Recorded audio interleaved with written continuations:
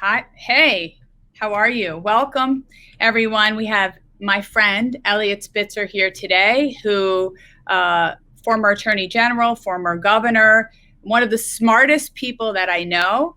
I'm being set up for a fall here. You're going to ask a tough question. I won't have any idea what we're talking about. But Eliot, you know, your dad was Bernie was very big in the real estate industry. He was a mogul, and you are very much involved in our industry, and you know a lot about politics. And I want to just really talk to you today about what's going on with the mayor's race. You know, it's June 22nd is the primary, and I want to get a little bit of your insight.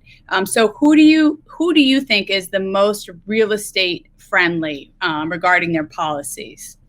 Well, let me step back a little bit because I think we could give the glib answer, which is Eric Adams, who is ahead in the polls, who seems to be more conscious of what it takes to keep an urban environment growing, alive, and appealing to the critical inputs, economic growth, safety, transportation, that I think have always defined what urban life depends upon. And Eric, I think we can go through the candidate seriatim in a minute, but I think Eric right now has captured the zeitgeist of the moment, contrary to where it was a year ago. Think about the arc of this campaign. It began, and most of the candidates, when they framed their sort of public image about a year and a half ago, were moving far left. The issues of equity and police misbehavior were really dominating the headlines. And in the past year and a half, I think, fortunately, the pendulum has swung back much more to the middle. And as I always say about politics and business and any other aspect of life, pendulums move, and they move faster than you think they will. So I think the critical mistake that Ray McGuire made, for instance, and I don't want to sort of write his epitaph or his the obituary to a campaign that is still alive. I get 5 emails a day from him. He was a law school classmate, very smart guy. I like him. But I think that he tried to position himself far left, and it didn't fit the public image of who he was. There seemed to be an inauthenticity to it. He was a banker, very successful, suddenly speaking the rhetoric of a far left candidate, and they said, wait a minute, if I want somebody who fits that mold, I'll find somebody who's been talking that way for 30 years. And also, as the campaign, as I said, has moved over the arc of the past couple months, the public concerns have shifted. Crime has gone up. The street life, the quality of life is diminished. Safety on the subways is a very real concern, et cetera, et cetera. We can go through it. So I think Eric sort of has the authenticity to bring the pieces together. Yeah, and as you know, you and I had discussed this before, but Eric has come a long way. I mean, he has made incredible strides in the last year, and he's really gained a lot of traction. He's made strides both in terms of the public imagery and understanding of who he is, but I think also professionally. Look, I knew Eric from way back up in Albany and have seen his development as an individual, his sort of broader understanding of issues and the broader needs of the city. And I think it's all been for the good. And we'll see, this is an open race. There are other candidates, Garcia, whom I do not know at all. He has gotten excellent reviews, gotten Times endorsement, and so clearly has very serious qualifications. Whether she's a manager or not, you can always debate whether the artifice of projecting that is real. But nonetheless, she is there. I've never quite understood the Yang campaign, I will say. There are people I know who are smart, who are drawn to it. I don't quite get it. The notion that he would run for the presidency of the United States when he had the resume that he did suggested a little bit of an outsized misunderstanding of both himself and the job. But, politics is a bizarre, like everything. You never know who's going to end up in what jobs. I can prove that myself. And so I don't think he quite has the understanding of what makes New York tick. So I think Eric and Garcia do. Yeah, Garcia also got the endorsement of Fran Lebowitz, which is very important for New York City. Well, there you go. That's it. That's everything. But we all have our favorite endorsements that mean the most to us. Jerry Garcia never endorsed me for anything. I would have said, "Hey, life is good." So there you have it. I love the dead. Okay, so you saw what happened. We lost the Amazon We lost Amazon coming here to New York. We lost the Sunset Park deal, which would have created something like 20,000 jobs. Seems like we're kind of moving in the wrong direction in some ways. And so how do you think we can turn things around to be more pro-business, but also be pro-community, pro-affordable housing, pro all the things that matter? Well, let me start where you started. Amazon was, I hope, the low point of governmental decision making in terms of just obtuse, crazy, bad thought process. And to think that there's still people in the progressive part of the Democratic Party who say it's a good thing we didn't get Amazon here because they were being given free money, which is simply not the case. But as a metaphor for all that is wrong with so much of our political leadership, I think Amazon and Industry City capture sort of two of the misconceptions that we don't need growth, that we don't need more jobs, that we don't need to have, I've had a number of jobs that are among the least popular in the world, politician and now developer, right? I mean, who wants to be either one of those? We build the city. And I've never understood why, this is an answer to the question, what do we have to do?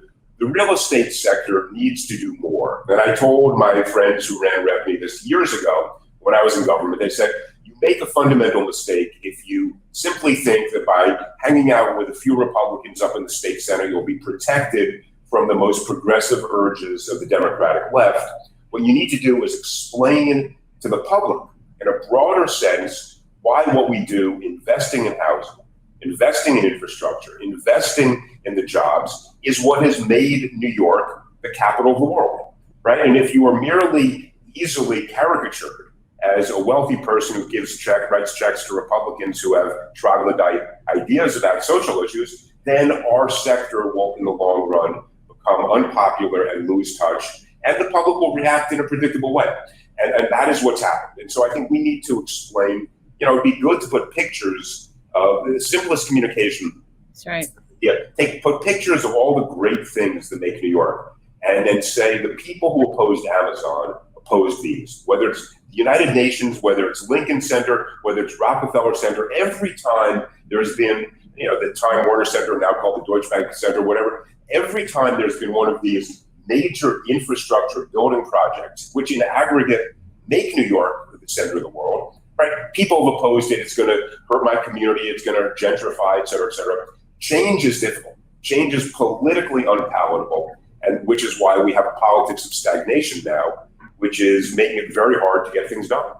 Yeah, I mean, it seems like there's been sort of, the moderates have lost their voice in the last decade. It's just been this like you have these extremes, and I think that's really New York. Moderates it's very hard to be a passionate moderate, right? I mean, it really is. It's just one of those things, gee, I'm right down the middle. Wow, that's exciting. I mean, either extreme gets your blood pressure boiling, for good or for bad, right? And so moderates are rarely there, but the moderates and there are some, but they have more, some of them lost their backbone. I'm not going to name names. I could, if we're later in the day, I'd have a scotch, I wouldn't. So it's a good thing I'm drinking coffee still. But they were up in Albany as thoughtful centrists who understood the balance that was needed. Look, we got to protect our communities, but we also have to permit new housing to be built. Some of those voices, when they saw the AOC movement in politics, morphed into these ultra progressives who then led the campaign against anything that was viewed as economic development. And I think Industry City, in a way, is even more dramatic than Amazon, because that one was essentially as of right. It was just insane to have opposed them. And yet, so that is the definition of the politics of stagnation. Right? We need more people. Look, my favorite Democrats were Pat Moynihan and Koch, people who understood this balance, who were real New Yorkers. Are there any political leaders today that you admire that you think could be part of it? Yeah, I'm sure there are lots. I don't want to start naming too many people, but and people will grow. I mean, the other thing we always forget is that Bill Clinton, who was iconic for a period of time, and who knows how history deals with him, when he was running for the presidency, his sort of cadre of Democratic candidates were referred to as the Seven Dwarfs. Right? There was nobody in that group of candidates who was viewed as having the intellect, the creativity, the charisma to forge presidency or to be appealing in any way. And then he was viewed for quite some time as the definition of a good politician. So somebody can step forward. Look, Ed Koch was just sort of mid-tier congressman before he became the mayor. Right. People create and step into the shoes of the job and emerge bigger, one hopes. Okay, well, what do you think, what would you describe as one of our biggest challenges facing New York City that the next administration is going to have to deal with? Well, public safety is both a real issue and an issue of perception. And an issue of perception becomes a real issue if it begins to dominate the psyche of the public in terms of having people not ride the subways or mass transportation or be fearful of going out. And this notion, back early in the pandemic, a lot of journalists were saying, well, some people are looking forward to having the city return to the way it was in the 1970s. They think it will be grittier, more fun, more exciting, yada, yada, yada. And I said, the only people who would say that were people who didn't live here in the 1970s. And I'd say, and they're mostly kids, and we can go off in some rant about millennials and this and that. I got three. But and I love them dearly. But people who have this sort of unrealistic sense of what life used to be like. We don't need that again. So we need public safety, and that is why I think, unfortunately, the laws that were passed up in Albany a couple of years ago on bail reform were wrong-headed. I think we need an appreciation. Yes, look, when I was AG, we did the first and framed the issue of stop and frisk. 1999, my Civil Rights Bureau, we came out with this and said we got a problem here. But now the pendulum has swung so far that if you listen to a debate among the various candidates running for DA, they spend more time explaining what crimes they won't prosecute than what they will do. And so I think that went too far. So crime is a genuine issue. Housing, we got a housing shortage. We have for 50 years. We have a transportation issue. I always say that if government wants to get more housing built, the best way to do it is to invest in transportation. Transportation opens up new areas of the city, more real estate, and then private capital will go in and build many more units than you will get from a program like 421A or anything else. Upzoning is great, but very difficult. And so there are many levers, but I would say safety, transportation, and then housing are the issues we got to deal with. And in your opinion, which candidate do you think has the most solid economic background and policy plan to deal and handle New York City and get us back on our feet? I don't know who has the best plans because I haven't read what they've printed. And I will say it's not so much a question of who has the best plan, but who is actually more likely to get it executed. And that is something I might not have said before I got into politics or when I was there, where we always had a better plan and a 15-page this and that. You know what? That's nice. Who's going to get across the finish line? And who has the understanding of how the levers could be used to do that? And then again, look, I hope it's whoever wins. My gut tells me, look, I think Ray McGuire's a law school classmate, smart guy, very successful banker. I don't think, if you look at the poll that just came out today, he's still mired at mid-single digits, which is too bad. But so I don't think there's much chance that he'll be given the opportunity to take a shot at this. But I think his ideas are good. But I think, then again, Eric's sensibility seems to be good. And his gut instinct is not to be opposed to the types of investment, private sector investment that we need. Come back to Amazon. If you were to extract Amazon and Facebook and Google from the New York real estate market, then we would be in serious trouble, right? So what has clearly happened in the last X number of years, I don't know if it's 5 or 10, is that new sectors, tech sectors in particular, obviously, have filled the void that was created because, let's face it, finance and insurance and traditional real estate are not growing at the same pace. And so we need to be nimble enough to adjust to those new sectors and new capital flows and accommodate them. Are you optimistic about the future of New York City? Yeah, look, we always are, right? We're New Yorkers. No New Yorker would ever say I'm a pessimist. You can't live here and say that. Am I cognizant of the sort of structural threats that we're facing now? Of course. Look, this recession wasn't problematic as an economic matter. Because we've had recessions before, and this one was shorter and deeper, but we come back from economic recessions. But the pandemic did challenge emotionally for many people the premise of office space where people are crammed in together, and that sense of sort of having so many people together is what makes New York distinct. That's right. And so there is an open question, which is not going to be answered for some period of time. How many people want to come back to the office, which I think is the overwhelming majority, but what slippage will there be? Will there be some work at home phenomenon that dissipates the need for office space? I just don't know. Look, I'm a believer in the office. We reopened our office after just a couple months. I think we're both more effective. There's greater interactive, there's greater collegiality and all that. But so, I mean, and I would also say the threat to New York is no longer, in my view, from Hong Kong, which I think the Chinese government, with its sort of crazy and grotesque repression of democracy, has injured or eliminated the desire of any major company to move to Hong Kong. Maybe it's go to Shanghai or whatever if you need to be in the Far East. Nor London, because Brexit has sort of disassociated London from Europe. So it used to be I was fearful that London and Hong Kong would become competing capitals of the world in terms of capital. But I think our bigger threat now is the next generation says we want to live in Austin or Nashville or Dallas or Miami. And that sort of cities we would, without criticizing, would have viewed as tier B cities will begin to draw some of that economic dynamism. Also, what does the impact of like a Goldman Sachs or a Citadel moving to Florida or Palm Beach, how does that eventually impact the city? That's something else.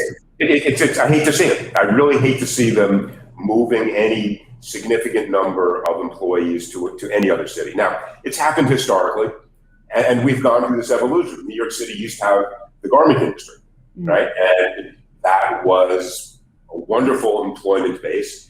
Economics dictated that it didn't make sense to actually produce garments here in the city. And so migrated. And it was backfilled by other types of jobs, just as the tech sector is coming in where Goldman may move some trading platforms out. But I hate to see that. And I just hope for a lot of hot, muggy days in Miami so people will decide, we don't want to be here in July. Let's go back, and the Hamptons are good, or whatever, wherever people go, the Hudson Valley, which is where I go, I don't want people to get too comfortable elsewhere in the country. I agree. Okay, which candidate do you think will focus on fixing the city's criminal justice system? And how do you think police reform and public safety can be upheld simultaneously? Look, they can be. There's no question. And as I said, we came out with the stop and frisk report before that issue was out there. I mean, I always, this stupid thing to say, but I was happy we weren't ahead of issues. We weren't catching up to other people who were raising issues, whether it's climate change or police reform or Wall Street or whatever it may be. And the issue of police reform, you can balance those competing and equally necessary objectives of safety and equity and fairness. And I think somebody who did that very well and understood it was Bill Bratton.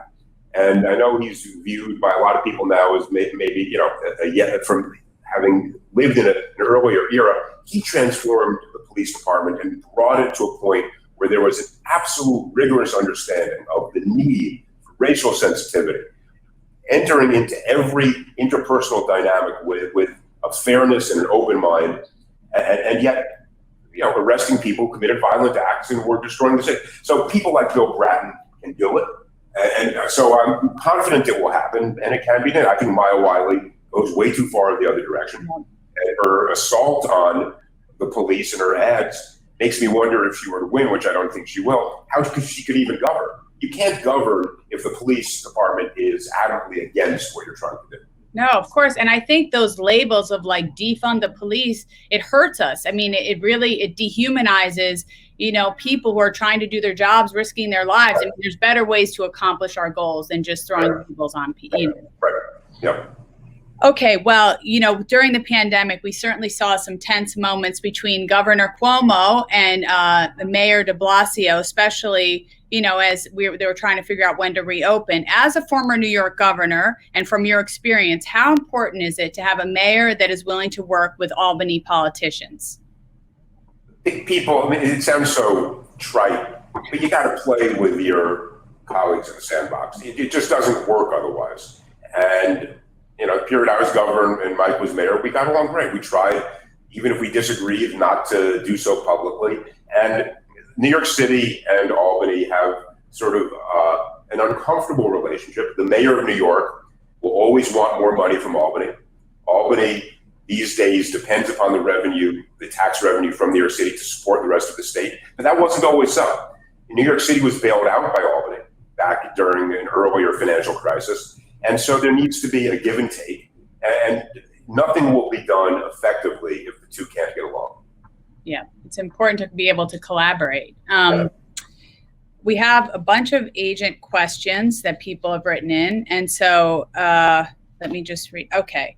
There's a lot of controversy around the New York City public school system as it strives to make education more equitable and inclusive.